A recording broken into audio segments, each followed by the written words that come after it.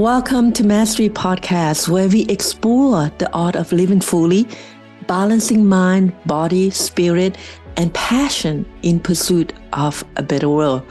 I am your host, Dr. Sass, guiding you through stories of transformation and resilience. Today's episode is unique and close to my heart. We're not focusing on a single interview, but embarking on a documentary journey about joy in the brokenness, a retreat for mothers enduring the unimaginable pain of losing a child. The retreat's founder, my dear friend, Julie Spears, is a beacon of hope and healing. As a certified life and health coach, kidney coach, and expert in the biology of traumatic grief, Julie transformed her own tragedy into a mission of support and unity with others after losing her son Zach 7 years ago. Our paths crossed in a way none of us would have chosen, through the shared sorrow of losing our sons. I lost my son Andrew when he was just 20, a loss still fresh in my heart. It was only 1.5 years ago that I faced this unimaginable reality. When I interviewed Julie on Mastery Podcast, she invited me to this retreat. Despite initial hesitation, a deep inner nudge urged me to participate, not just to document this journey, but to be an active part of this healing process. This retreat isn't just an event, it's a testament to the power of collective healing. It's a support that many grieving mothers desperately need. Through this documentary, I want to share this journey, not just as an observer, but as a participant, a fellow grieving mother, and a testament to the healing that unfolds here. So let's dive into this story as I experience it, as we honor the resilience and courage of mothers who have faced the unthinkable. Julie, could you share what inspired you to create this retreat and how your journey of loss shaped its foundation? Yes. So I think it's a two-part question or answer for me. The first part is, after Zach's accident, I found myself Googling things like, how long should I feel this way? Or, all the different questions that you have as a grieving mom or a mom who had lost their child. And I started looking for resources and tools and just connection and really wanting to know, was I okay? Was I normal? Was I crazy? And so I began studying and trying to find things out about trauma, which led to the connection of trauma and child loss for me. And the more I began to study and the more I began to learn and, just find resolve in myself, the more I wanted to share with other moms who had lost children, because in my mind, I could not be the only one that felt this way, that feels like so alone and just so isolated. And I did not want to feel that way. And not only was I learning all these new practices, it was like I was learning something new about myself. And the second part to it is with Stacie and Kathy, with Stacie mainly, I was able to share a lot of the initial journey of Zach's accident with her from, a distance. And we became friends through sharing personal experiences.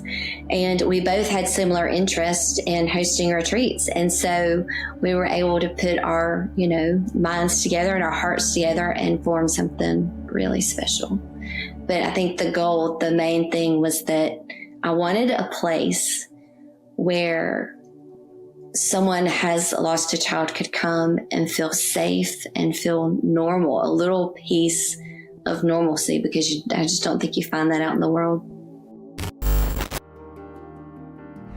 Welcome to our retreat at 38 Beach, a sanctuary of healing and peace This donated home, a marvel with its four floors, a swimming pool, and serene views, become more than just a shelter. It became a cradle of love and support for us grieving mothers. Day one, our first day, was a journey of connection and warmth. The generosity of Mind Body Saltwater, the church, the heartfelt gifts in our welcome bags make us feel deeply loved and cared for.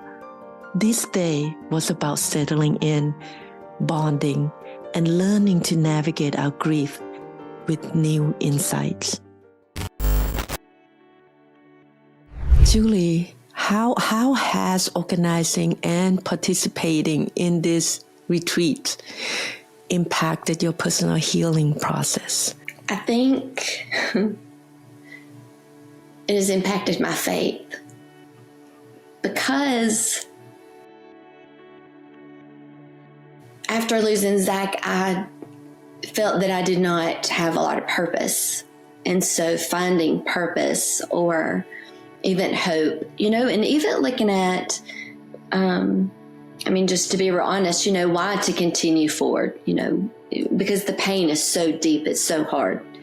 And I feel like, I gave this entire retreat to God and just said, if you want this to happen, put the people, places, and things in my life for this retreat to be amazing for anybody that shows up. And I feel that answered that prayer was answered from day one, from who we wanted to attend, from the photographers to the food. Everything was perfectly laid out in an act of faith. And I believe that we all felt that, but yeah, I think that it has shown me that it is possible to have a dream, to have a prayer-driven dream, because I never intended for this to happen, but just to say, God, I surrender, and whatever it is that you want me to do, if you will show me, if you will lead me and guide me, I'll do it. And that's what I had to do with this retreat.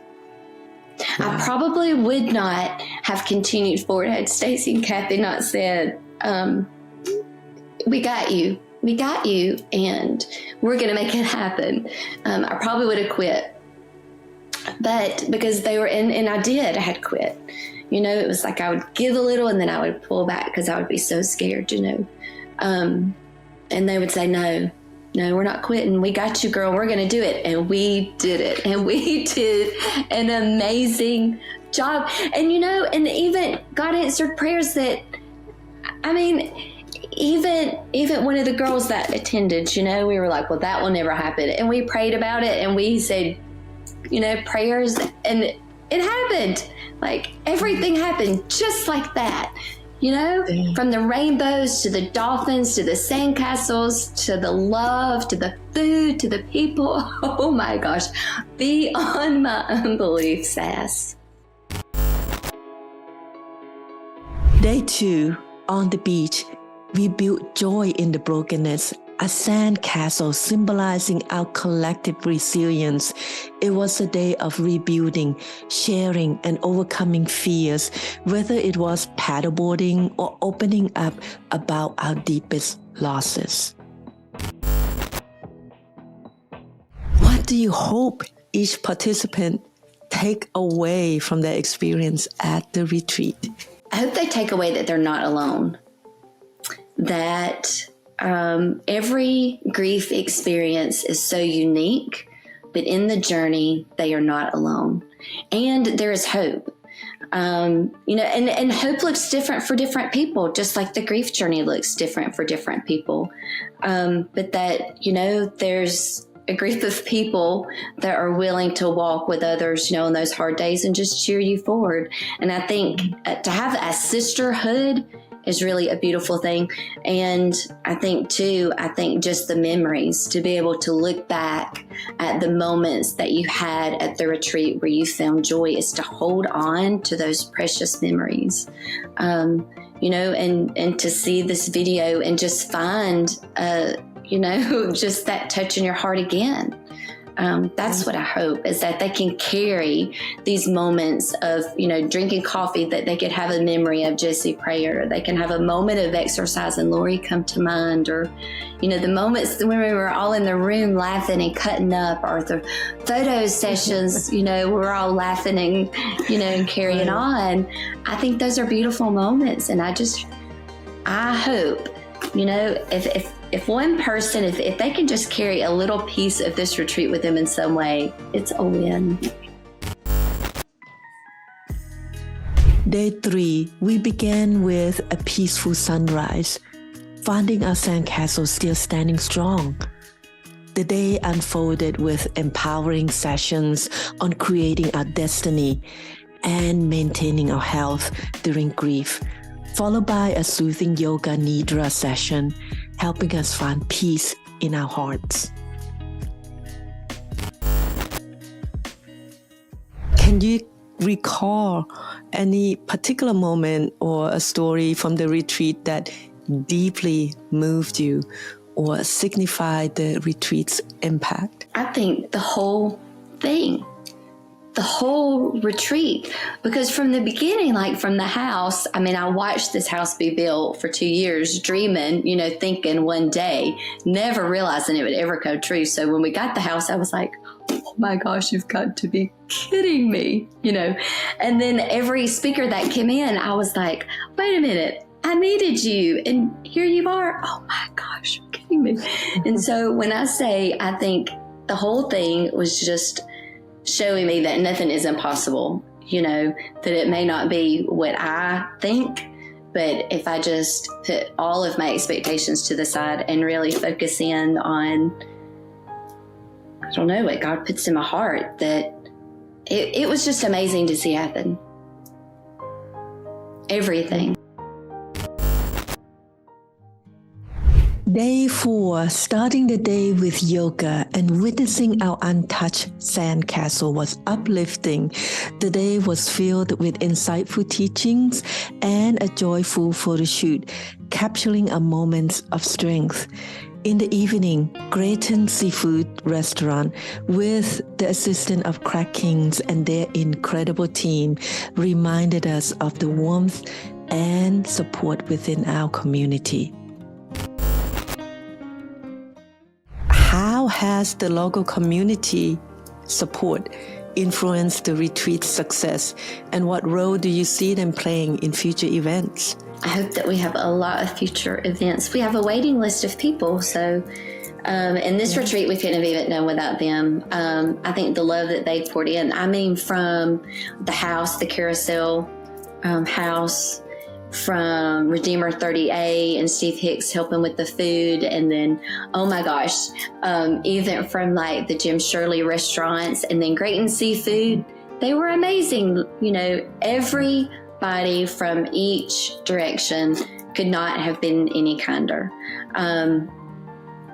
The Visitor Center of South Walton, they had everybody a bag that they donated, which was super cute when they walked in. And I was just blown away, really blown away. And I know there's going to be people that I forget, but like Fletcher and Melanie and Jordan coming in and doing pictures. And we had the Nadine coming in. I was blown away. I was absolutely blown away. Chicken salad chick. I'm not going to say everybody because there was so many people. And that's hard because I want to just name them all off. But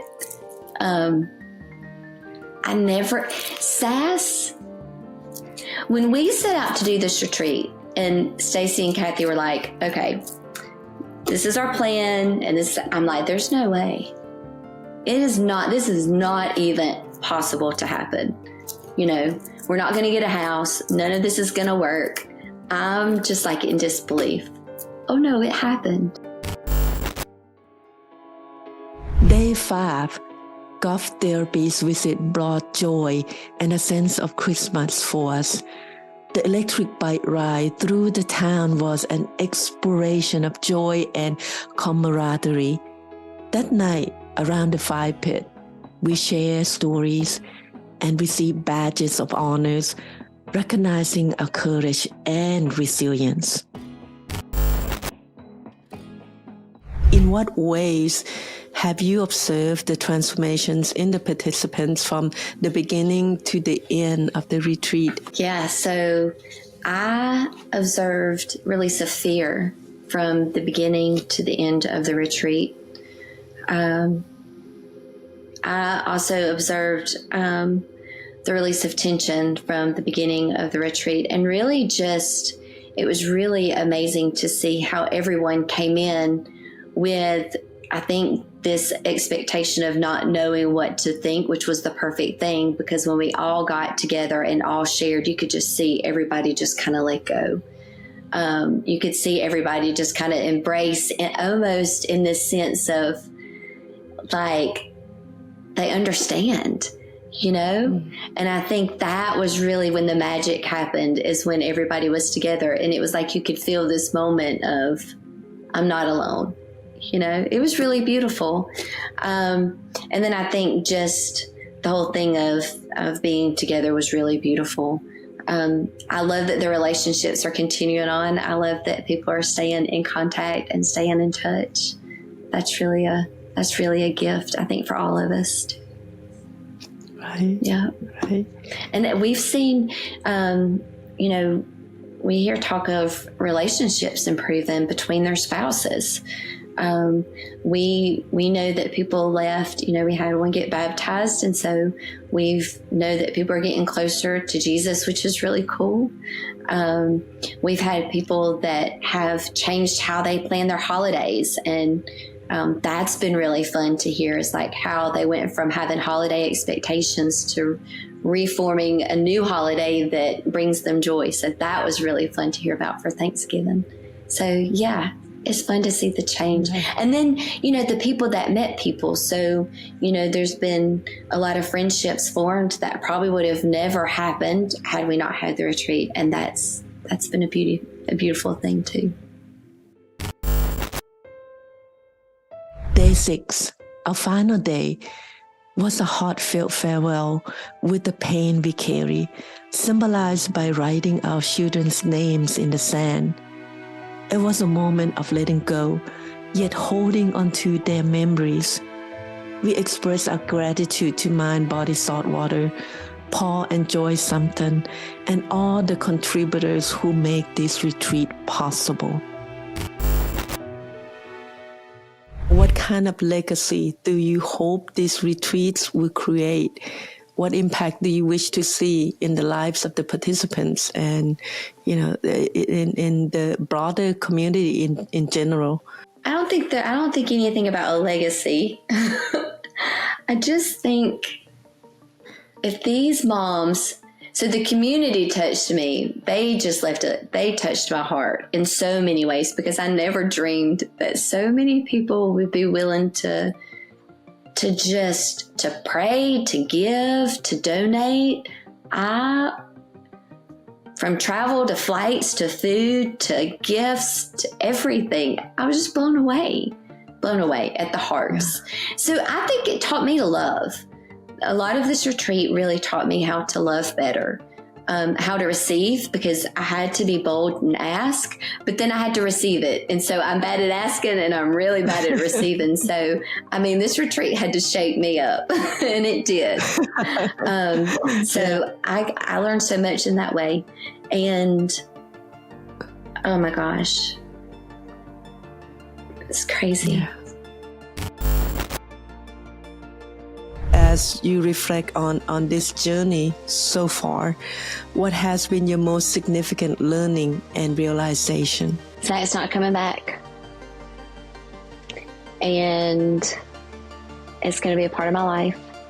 And I can either deal with it and redirect my grief, or I can allow my grief control me and turn me into just someone of isolation. And I've received enough hope through this retreat, and I have faith, and I have surrendered and I believe that it can be wonderful, that my life can be wonderful. And, so through that, I just look to create more retreats and share everything that I have learned with somebody in the early stages. How can people support your mission? Are there opportunities for collaboration or volunteer? Yes. Anybody that's interested in attending the retreat, they can find me on social media or email at julie@juliespears.com. And the same for anybody that might be interested in sponsoring or donating or helping us with anything that comes along, even if somebody's willing to be a speaker or, just share some unique idea with us about the retreat that I could, may not have thought of. I would love to hear. We love feedback and we love partnership. And, the more that we have, the more support and just people that come along, side us, the more moms that we will be able to, support. And there's bigger things coming, so they'll be able to partnership there. But, and that can be, if you're interested, please email me at julie@juliespears.com. And then if there's somebody that's interested in just hosting a retreat, and it's not about moms who have lost children, and you're looking for resources or people out in the community, send us an email with that too, and I'm happy to connect to you, Mind, Body, and Saltwater. And then would love to just connect and share resources with you for the people that were so supportive during our retreat. As you come and you visit 38, go check them out, go eat at their restaurants, and go say hello. This journey of joy in the brokenness has shown us that even in our deepest sorrow, there can be joy and hope. We urge you to look forward and find purpose in your experiences. Thank you for joining us in this shared journey of healing and transformation.